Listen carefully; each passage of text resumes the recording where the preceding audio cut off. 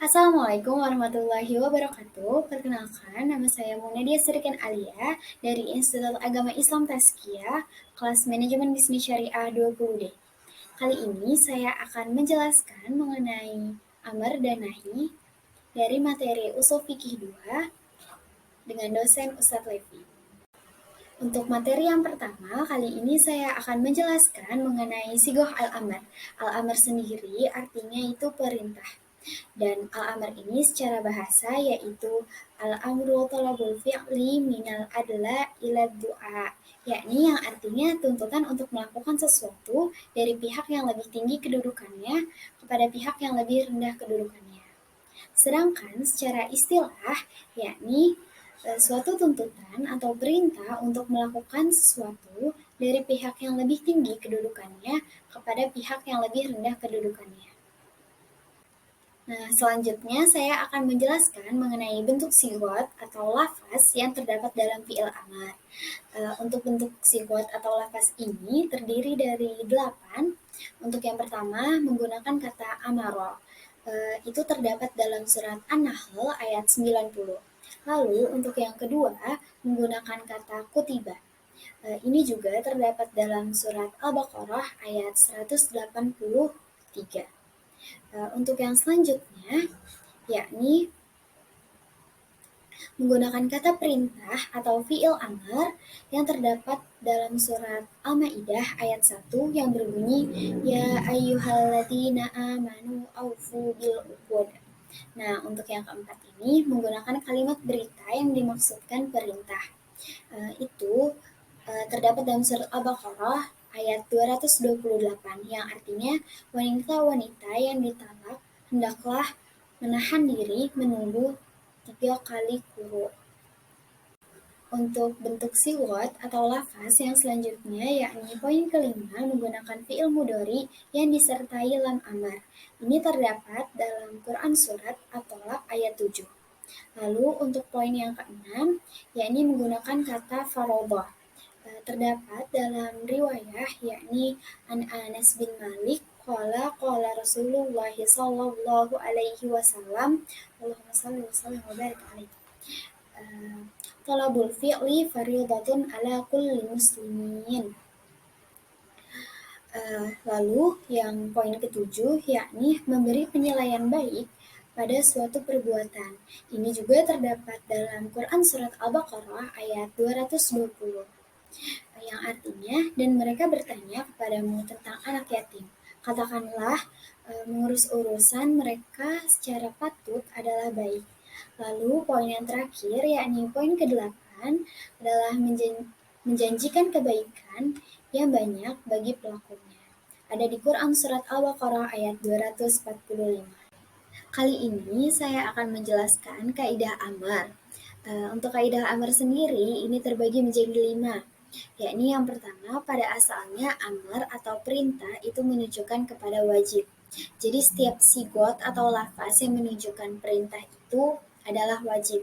Tapi ada beberapa koordinat yang menunjukkan bahwa itu tuh nab atau sunnah. Lalu ada yang juga yang menunjukkan bahwa itu irsyad atau petunjuk.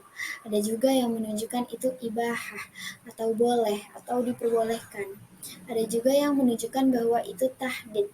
Ada juga yang menunjukkan bahwa itu taksir. Ada juga yang menunjukkan bahwa itu takjis dan lain-lain. Untuk kaidah yang kedua, yakni perintah itu pada dasarnya tidak menghendaki pengulangan. Jadi siapa saja yang diperintahkan itu hanya satu kali. Nah, untuk yang ketiga, yaitu perintah itu pada dasarnya tidak menunjukkan kesegeraan. Jadi contohnya itu perintahnya pada saat itu, tapi tidak dilakukan juga pada saat itu. Tidak dilakukan pada saat itu juga. Nah, contohnya itu kayak sholat Jumat gitu.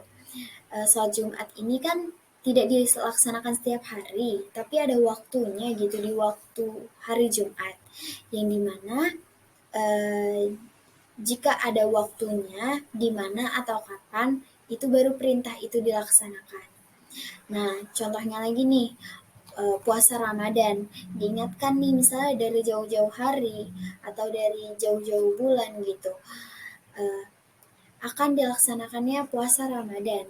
Tapi dilaksanakannya itu bukan pada saat perintah itu dikeluarkan gitu, ada waktunya. Nah, untuk yang keempat, perintah terhadap suatu perbuatan berarti perintah juga terhadap perantara atau wasilahnya.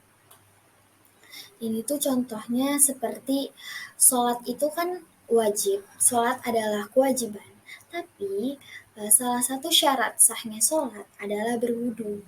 Maka eh, sebelum sholat kita perlu berwudu, yang dimana wudu itu menjadi wajib karena perantara antara sholat dan sebagai syarat sahnya sholat. Seperti itu. Untuk yang kelima, yakni perintah setelah larangan berarti diperbolehkan mengerjakan kebaikannya. Nah, untuk ini tuh pada awalnya suatu perbuatan itu dilarang. Kemudian datang sebuah ayat atau sebuah hadis yang menyatakan perbuatan tersebut boleh dilakukan. Contohnya nih ziarah kubur yang tadinya nggak boleh, tapi setelah datang hadis menjadikan ziarah kubur ini menjadi perbuatan yang boleh, seperti itu. Selanjutnya kita akan membahas sighah an-nahi. Nah, an-nahi ini artinya adalah larangan. Tapi untuk sighahnya yakni tuntutan menjauhi sesuatu perbuatan dari pihak yang lebih tinggi kedudukannya kepada pihak yang lebih rendah kedudukannya. Lalu selanjutnya saya akan menjelaskan mengenai bentuk sighot atau lafaz yang terdapat dalam an-nahi. Nah, bentuk sighot atau lafaz ini terbagi menjadi 9, yakni poin pertama menggunakan kata an-nahi yang terdapat dalam surat An-Nahl ayat 90. Lalu poin yang kedua menggunakan kata hurima, yakni terdapat dalam Quran surat An-Nisa ayat 23. Lalu untuk poin yang ketiga, yakni menjelaskan suatu perbuatan yang tidak halal. Ini terdapat dalam Quran surat Al-Baqarah ayat 228. Lalu untuk poin yang keempat, yakni menggunakan fi'il mudhari disertai lam an-nariyah. Ini terdapat dalam Quran surat Al-Baqarah ayat 221. Baik, selanjutnya saya masih menjelaskan mengenai bentuk sighot atau lafaz dari an-nahi. Untuk poin yang kelima yaitu menggunakan kata kerja perintah atau fi'il amr yang bermakna tuntutan meninggalkan suatu perbuatan. Ada di Quran surat Al-An'am ayat 120.